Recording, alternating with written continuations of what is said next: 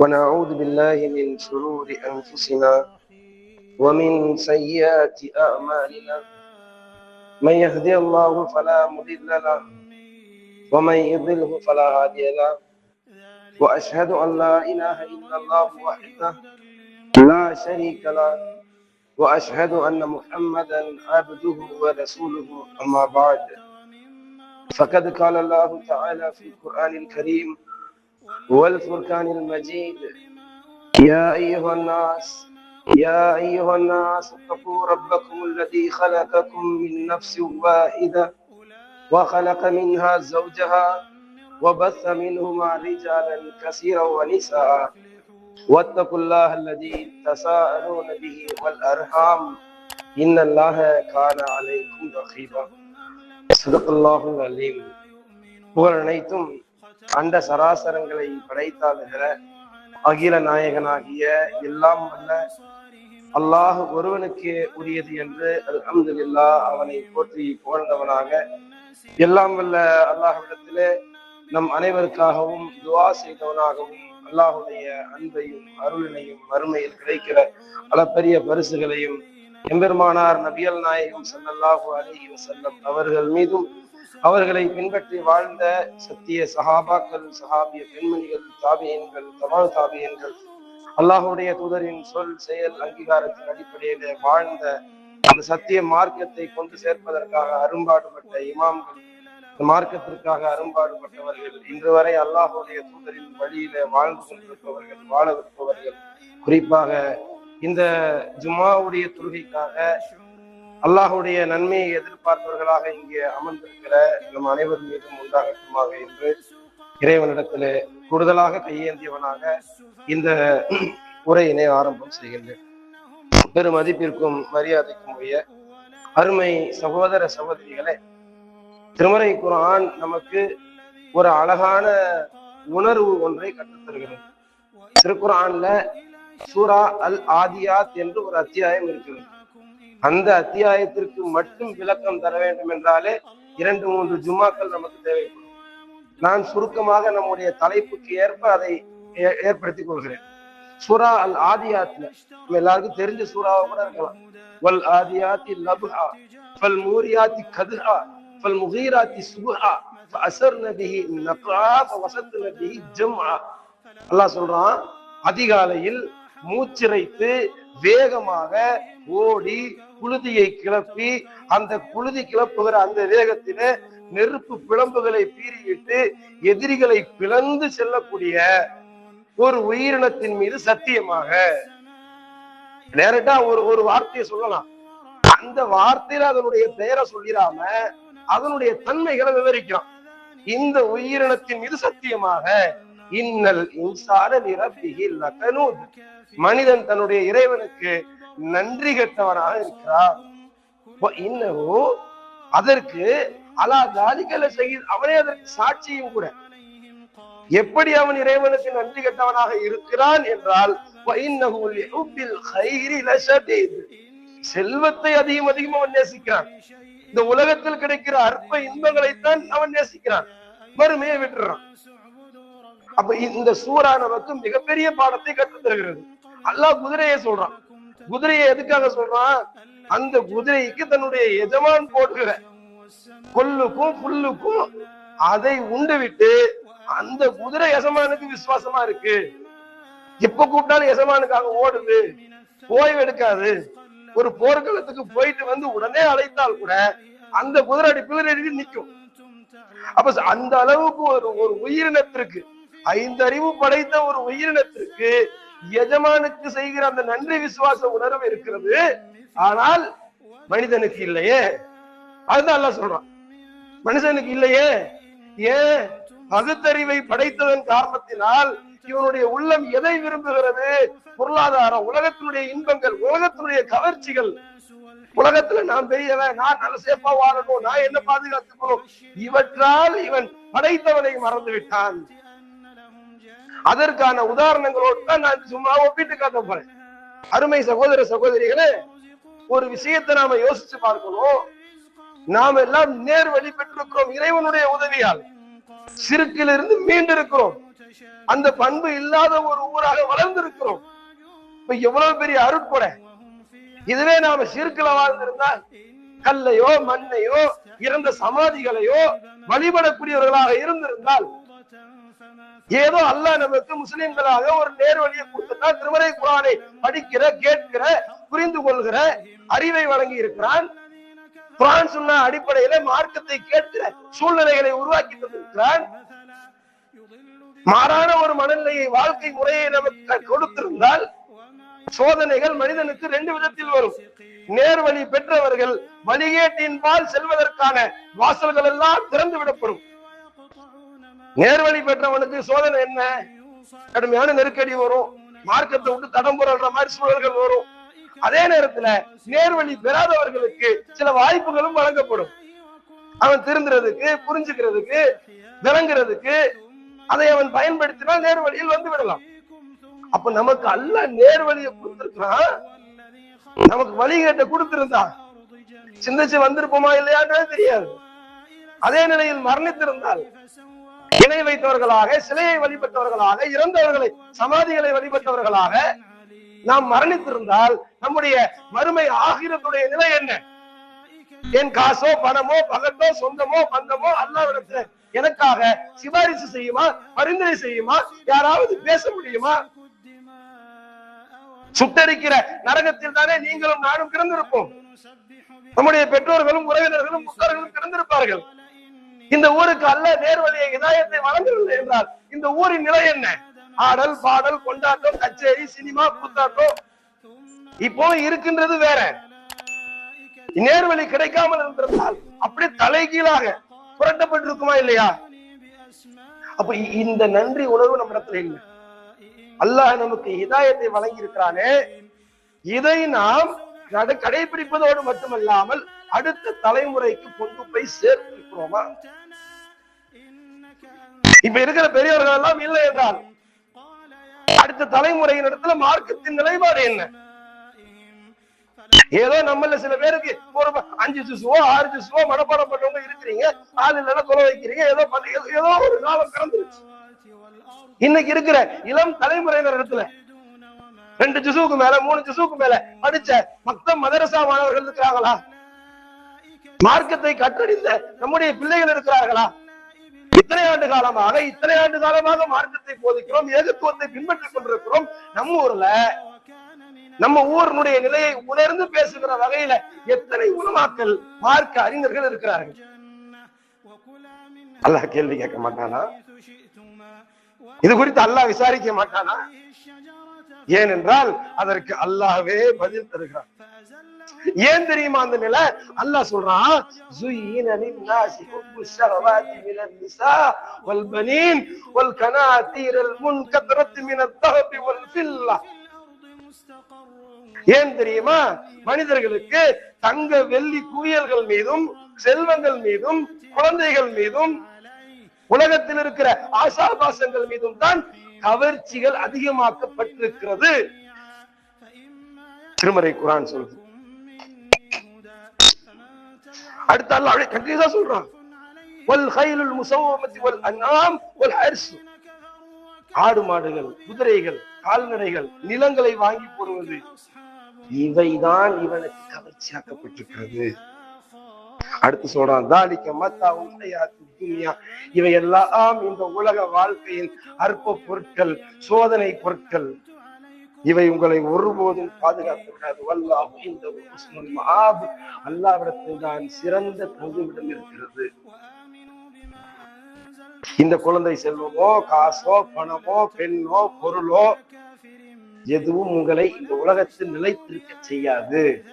கபரஸ்தானிலே புதைக்கப்படும் பொழுது 1 கிராம் மோதிரம் கூட உங்களால எடுத்துட்டு போக முடியாது. உடுத்துவதற்கு பார்த்து பார்த்து வாங்கின இந்த உடைகளை கூட எடுத்துட்டு போக முடியாது. கஃபன் துணியை போத்தி அனுப்பி விட்டுருவான். விருப்பப்பட்டா கஃபன் துணியில கூட நம்ம விரும்பி ஒரு துணி வாங்கி வச்சுக்கலாம். எனக்கு ஒரு கலரா ஒரு துணி பிடிச்சிருக்கு, இதை எனக்கு கஃபனா பயன்படுத்தலாம் நினைக்கிறேன்னா அதை வேணா நீங்க ஆசைப்பட்டு எடுத்துட்டு போகலாம். அதற்கு மார்க்கத்துல அனுமதி இருக்கு. அப்படி பண்ணிருக்கிறாங்க. வேற என்ன எடுத்துட்டு போக முடியும்? ஒண்ணும் கிடையாது. மண்ணோடு மண்ணாக மக்கி போகக்கூடிய இந்த சொத்துக்கள் தான். இதன் மீது ஏற்படுகிற அந்த மோகம், கவர்ச்சி, மார்க்கத்தின் பால் ஈர்ப்பட்டவர்களாக அக்கறையற்றவர்களாக நம்முடைய சமூகத்தை மாற்றி இருக்கிறது. வேதனையினுடைய வெளிப்பாடாக பேசுகிறார். சகோதர சகோதரிகளை யாரையும் காயப்படுத்துறதுக்கோ, யாரையும் குத்தி காட்டுறதுக்கோ, யாரையும் நோவினைப்படுத்தவோ சொல்லல. யோசிச்சு பாருங்க. குல்லுக்கும் ராஇன், உங்களில் ஒவ்வொருவரும் பொறுப்பாளர்கள், ஒவ்வொருவரும் பொறுப்பாளர்கள். நாளைக்கு அல்லாஹ் என்ன கேட்க மாட்டானா, இந்த ஊருக்கு இத்தனை தடவை பயானுக்கு போனியே வந்தியே, அந்த ஊரிலிருந்து இமாம்களை உருவாக்க சொல்லி முந்தினாயா என்று என்னை கேட்க மாட்டானா? நான் தப்பிக்கணுமா இல்லையா? அப்ப இந்த ஊர்ல வாழக்கூடியவங்க மனசாட்சியோடு அல்லாஹுக்கு பயந்து முடிவெடுக்கணும். தனிநபர் தாவா செய்யறதுக்கு, தெருமுனை பிரச்சாரம் செய்யறதுக்கு, ஒரு தெருமுனை கூட்டம் போடுறதுக்கு, 4 பேருக்கு பிரச்சாரத்தை கொள்ளுவோம், எடுத்து சொல்லுவோம். பள்ளிவாசல் வாசல் இருந்து வரக்கூடிய இளைஞர்கள்ட்ட தொழுகையின் பால அழைப்பு விடுப்பதற்கு எங்கே இளைஞர்கள் கூட்டம், எங்கே மார்க்கம் அறிந்தவர்கள்? சுப்ஹானல்லாஹ். இதுதான் ஊரை பத்தி கவலைப்பட வேண்டிய முக்கியமான விஷயமே. ஊர் மீது அக்கறை என்றால் இதுதான். நாளைக்கு இந்த ஊர்ல மார்க்கம் இல்லாதவர்களாக இருந்தா இந்த ஊருடைய நிலை என்னவா இருக்கும்? எப்படி ஒரு கண்ணியமான பேர் மேல்பட்டாம்பாக்கம் அப்படின்னா அங்க ஒரு நல்ல மார்க்கம் அறிந்த மக்கள் நிறைந்திருக்கிற ஊர் அது. இன்னைக்கு வந்த ஜமாத்துகள் அப்படி இப்படி, ஆனா நாங்க அன்னில இருந்தே ஏகத்துவோம். யோசிச்சு பாருங்க. இது நீடிக்க வேண்டாமா? இது நீடிக்குமா? அல்லாஹுக்கு பதில் சொல்ல கடமைப்பட்டிருக்கிறோமா இல்லையா? அத அல்லாஹ் சொல்றான். இதுதான் காரணம். அறிந்து கொள்ளுங்கள், அன்னமல் ஹயாத்து துன்யா, இந்த உலக வாழ்க்கை என்பது தீனும் விளையாட்டும் தான். இதுதான் உலக வாழ்க்கை. உங்களுக்கு மைத்தியில கவர்ச்சியை காட்டுறதும், அழகை காட்டுறதும், ஒருத்தருக்கு ஒருத்தர் பகைமையை உண்டாக்குறதும் தீனும் விளையாட்டும் தான். அம்வாலி வல் அவுலாத், பகைண்ட பணம் இருக்குது, காசு பணத்தை காட்டி பகத்தை காட்டுறது, பொருளாதாரத்தை காட்டி பகத்தை காட்டுறது, ஒருத்தருக்கு மத்தியில சச்சரவுகளை உருவாக்கிக்கிறது, வீணான விஷயங்கள்ல ஆர்வம் செலுத்துவது, விளையாட்டான காரியங்கள்ல ஆர்வம் செலுத்துவது, இதுதான் உலக வாழ்க்கை. ஆனால் இவை நிலையானது அல்ல. மார்க்கத்துக்காக போராடியவர்கள் யார்? அதை அடையாளப்படுத்தப்படாமல் ஒருவரும் சொர்க்கம் செல்ல முடியாது. அல்லாஹ் திருமறை குர்ஆன்ல ரொம்ப அழகா கேட்கிறான். அம் அஸிபத்தும் அன் ததுகுலல் ஜன்னah, சொர்க்கம் செல்லலாம் என்று நினைக்கிறீர்களா? வலம்மா யஅதீக்கும் மஸலுல் லதீன கலவு மின் கப்லிக்கும், உங்களுக்கு முன்னால் வாழ்ந்தவர்களுக்கு ஏற்பட்டது போன்றெல்லாம் ஏற்படாமல் நீங்கள் சொர்க்கம் செல்லலாம் என்று நினைக்கிறீர்களா? மஸ்ஸத்துஹுமுல் பஸா வல் ரா, அவர்களை துன்பமும் துயரங்களும் சூழ்ந்தது. அப்படி கஷ்டப்பட்டு வாழ்ந்தாங்க, சோதிக்கப்பட்டார்கள், அலைக்கழிக்கப்பட்டார்கள். நபிமார்களும் நபிமார்களோடு சேர்ந்தவர்களும் அல்லாஹ்வுடைய உதவி எப்போது வரும் என்று ஏங்கி தவித்தார்கள். அப்படி எல்லாம் கஷ்டப்பட்டுதான் அவர்கள் சொர்க்கவாசிகள். அஸலல்லா இலாஹ இல்லல்லாஹு வ அஸலன்னு முஹம்மது ரசூலுல்லாஹ் என்ற வார்த்தை நம்முடைய வாயிலே வந்து விட்டதால் மட்டும் சொர்க்கத்திலே நம்முடைய பெயர் எழுதப்பட்டு விட்டது என்று அல்ல. அந்த வார்த்தைக்கு ஏற்ப வாழ்க்கையை அமைத்தோமா? இல்ல. அப்புறம் எப்படி சொர்க்கத்தின் வாரிசுகள்? ஏன்னா இன்னைக்கு நம்மளுடைய சிந்தனை எல்லாம் இப்படிதான் இருக்கு. உலகத்துல ஆதிக்கம் செலுத்த வேணும், அப்படிப்பட்ட என் குடும்பம் அப்படிப்பட்ட ஒரு இடத்துல வரணும், இதுதான் எதிர்பார்க்க. என் பிள்ளை டாக்டரை படிக்க வச்சிட்டேன்பா, என் பிள்ளைய இன்ஜினியர் ஆக்கிட்டேன், என் பிள்ளைய ஒரு பெரிய ஐடி கம்பெனில பெரிய போஸ்டிங்ல உட்கார வச்சுட்டேன். வெளிநாட்டுல அந்த மாதிரியான போஸ்டிங்ல இருக்கிறாப்ல, இங்க பிசினஸ் பண்றாரு, அவர் பேர்ல சொத்து வாங்கி போட்டேன், அவர் அந்த நிலைமையில இந்த நிலைமையில பொண்ணு அங்க கட்டி கொடுத்துட்டேன். குடும்பம் நல்ல குடும்பம், நல்ல ஈர்ப்பான குடும்பம். இதுதான் நம்ம இடத்துல பேச்சுக்கள்ல முக்கியத்துவம் வாய்ந்த பேச்சா இருக்கு. என் பையனை ஆலிம்சா வாக்கிட்டேன், யாரா சொல்ல முடியுதா? என் பிள்ளைய இமாம படிக்க அனுப்பி இருக்கிறப்பா, அவர் ஹாஃபில் ஆலிமா படிச்சுட்டு இருக்கிறாரு. ஏன் தெரியுமா? சொன்னா நம்மாலே என்ன பண்ணுவான், முன்னாடி பாராட்டுவான். மாஷா அல்லாஹ், மப்ரூக், சூப்பர் பாய், அல்ஹம்துலில்லாஹ் அல்ஹம்துலில்லாஹ். இந்த காலத்துல மார்க்கம் படிக்க அனுப்புறீங்களே, சுப்ஹானல்லாஹ் சுப்ஹானல்லாஹ்னு பாராட்டெல்லாம் பயங்கரமா இருக்கும். ஆனா ஒருத்தர் கூட மனசால தான் பிள்ளை அப்படி ஆக்கணும் முன் வர மாட்டாங்க. ஏன் எதுக்கு? என் பிள்ளையோ உங்க பிள்ளையோ இமாமத்துக்கு படிக்க வைக்க, குர்ஆன மனப்பாடம் பண்ண, மார்க்கத்தை கத்துக்கிட்டு வந்து இங்க போதனை செய்யறதுக்கு உருவாக்குறதுக்கு மனசு இடம் தராது. ஏன்? இன்ஜினியர் படிச்சா டாக்டர் படிச்சா, பிசினஸ் கத்துக்கிட்டா, தொழில் பண்ணா லட்சத்துல சம்பாதிக்கலாம். மார்க்கம் கத்துக்கிட்டா 1 ரூபா 2 ரூபாய்க்குலாம் அடுத்தவனை எதிர்பார்த்துட்டு நிக்கணும். இமாமத்து ஒரு செக்யூர் இல்லாத வேலை, ஃப்ரீடமா பேச முடியல, மார்க்கத்தை சொல்ல முடியாது, பிரச்சனை வரும். அவனுக்குன்னு ஒரு வாழ்க்கை வேணும், அவனை நம்பி ஒரு பொண்டாட்டி இருக்கிறா, உள்ள வரும். அதெல்லாம் எப்படி அவன் பாதுகாப்பான்? ஒரு இமாமா இருந்து குடும்பம் நடத்த முடியுமா என்கிற எண்ணம் அல்லாஹ்வுக்கு அஞ்சி சொல்லுங்க, நம்முடைய உள்ளத்துல இருக்குதா இல்லையா? இமாமுக்கு வேல்யூ என்ன? 15,000 இருந்து 25,000 அதிகபட்சம் ஹையஸ்ட் சேலரி. அவ்வளவுதான். ஒரு டாக்டரான 15 lakhs, 25 lakhs, 70 lakhs, அது ஏறிட்டே போகும். இன்ஜினியர் ஆனா lakhs.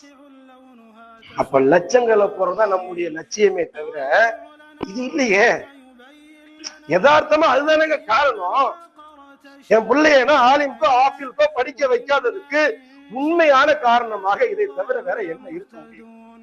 இன்னைக்கு காலம் மாறிடுச்சு. நீங்க ஆலிம் ஆஃபில் படிச்சுட்டு உலக படிப்பு நல்லா படிச்சு முன்னுக்கு வரலாம், அப்ப கூட மனசு வரலையே. காரணம் இதுதானே.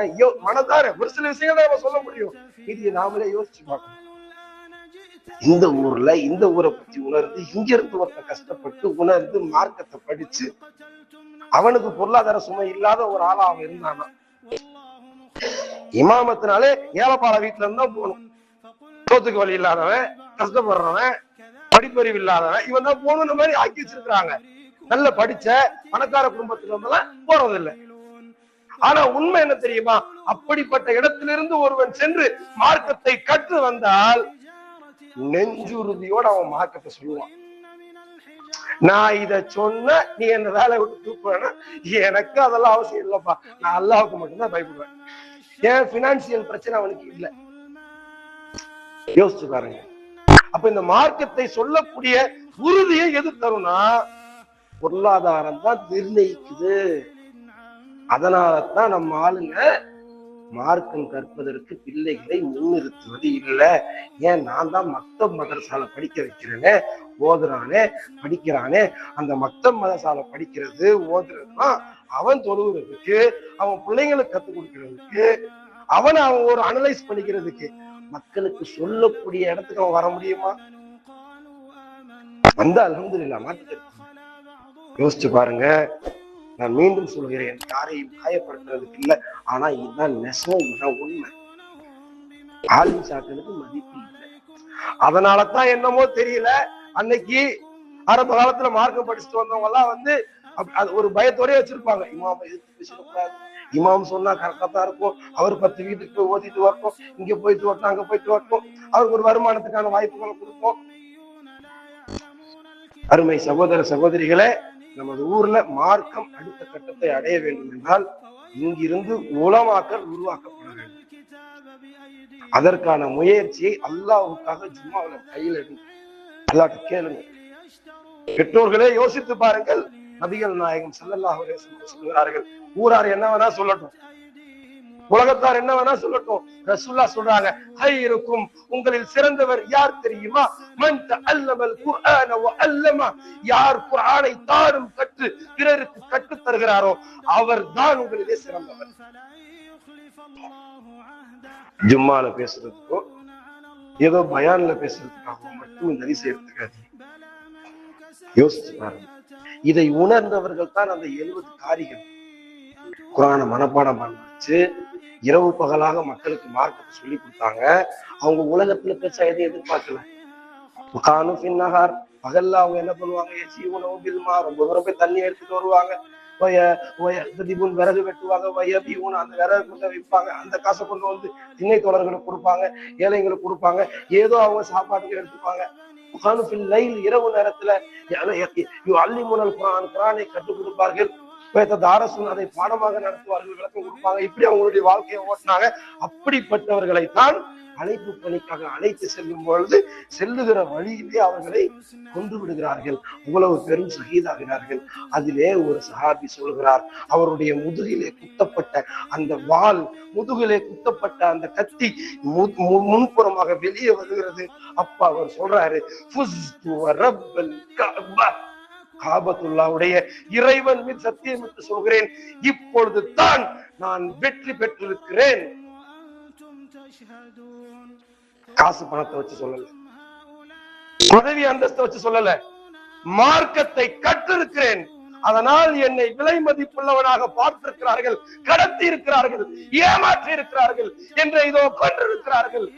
என் உயிர் மார்க்கத்திற்காக செல்கிறது என்றால் இதோ நான் வெற்றி பெற்று விட்டேன். யா அல்லாஹ், எங்களுடைய உயிரெல்லாம் இப்படி பறிக்கப்பட்டிருக்கிறது என்று, நாங்கள் ஷஹீதா இருக்கிறோம் என்று, உன்னை பொருந்தி கொண்டோம் என்று, நீ எங்களை பொருந்தி கொண்டாய் என்கிற செய்தியை மட்டும் அல்லாஹ்வுடைய தூதருக்கு கொண்டு போய் சேர்த்தவர்கள்.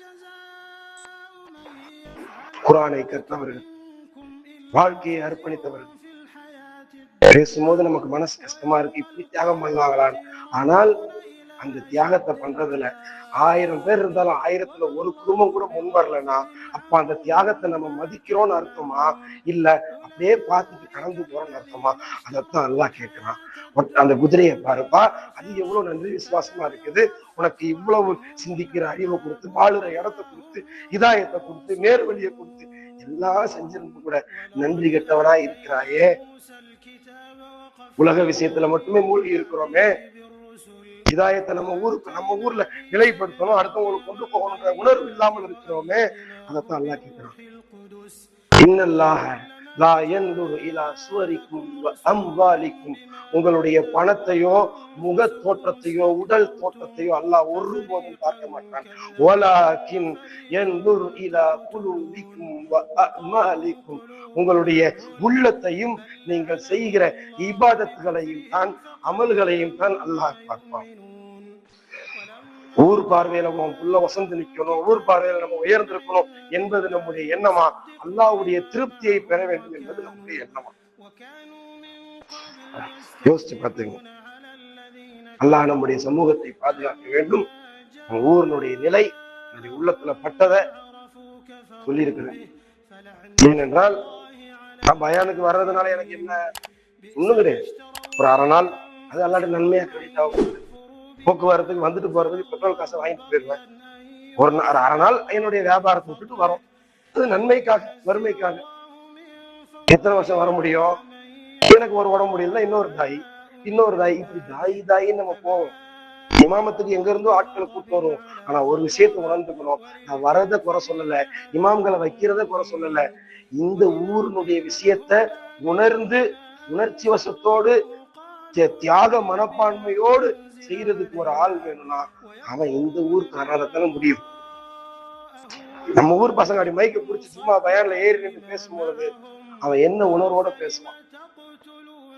இந்த ஊருக்காக, ஊர் மக்களுக்காக, இவங்க நல்வழி படணுன்றதுக்காக, இவங்களை எப்படியாவது திருத்தணுன்றதுக்காக. அப்படித்தான் சஹாபாக்களை உருவாக்குனாங்க. இறுதியா ஒன்று சொல்லி முடிக்கிற, மதீனாவுல ரசூல் ஸல்லல்லாஹு அலைஹி வஸல்லம் ஹிஜ்ரத் பண்ணி போகும் பொழுது முதல் ஜும்மா ரசூலுல்லாஹ் நடத்தல. இஸ்லாத்துல முதல் ஜும்மா ரசூலுல்லாஹ் நடத்தல. முதல் பள்ளி மஸ்ஜிதுல் குபா, அங்கதானே ஜும்மா நடந்துச்சு, மதீனாவுக்கு முன்னாடியே இருக்கும். போய் வந்தவங்களுக்கு தெரிஞ்சிருக்கும் எப்படி அதெல்லாம் உருவாச்சு. இவங்க போறதுக்கு முன்னாடியே அங்கிருந்து வந்த ஒரு இளைஞர் குழு இவர்களிடத்துல மார்க்கத்தை கத்துக்கிட்டு அங்க போய் பிரச்சாரம் பண்ணி அந்த ஊர்ல அந்த அன்சாரிகள் ஏகத்துவத்தை நிலைப்படுத்தினாங்க. எப்படி அவங்களால ஸ்ட்ராங்கா சொல்ல முடியும்? அந்த ஊருக்காரன் உணர்ச்சியோட பேசுறான், எல்லாரையும் மாமனா மச்சானா பாக்குறான். அவெல்லாம் சொர்க்கத்துக்கு போகணுமே, அவனெல்லாம் மீட்டெடுக்கணுமே, அந்த உணர்வு. நான் என்ன பேசுறேன்? எனக்கு தெரிஞ்சு ஓரலா ஒரு 2-3 விஷயத்துல இருக்கிற குறைய பேசிட்டு போயிருவேன். நான் பேசுறதுக்கும் உங்களில் ஒருத்தர் பேசுறதுக்கு வித்தியாசம் இருக்கா இல்லையா? அப்படிதான் அங்க உருவாக்குனாங்க, செதுக்கி வச்சாங்க. போகும்பொழுது அப்படியே அந்த அன்சாரிகள் தாங்குனாங்க மார்க்கத்துக்காக. அப்படி நம்ம ஒரு நிலையா இருந்து யோசிச்சு பார்க்கணும் இந்த ஊருக்காக, அடுத்த கட்டத்திற்காக. ஏன்னா அடுத்த கட்டம் என்பது மிக சவாலான காலங்களை எல்லாம் சந்திக்க போறோம். அந்த நேரத்துல மார்க்கத்தை அறிந்த உலமாக்கள் நிறைந்த ஊராக இவ்வுரை அல்லாஹ் மாற்றி அமைக்க வேண்டும் என்று பிரார்த்தித்தவனாக இந்த உரையை முடித்துக் கொள்கிறேன். வாஹிதாவானா அல்ஹம்துலில்லாஹி ரப்பில் ஆலமீன்.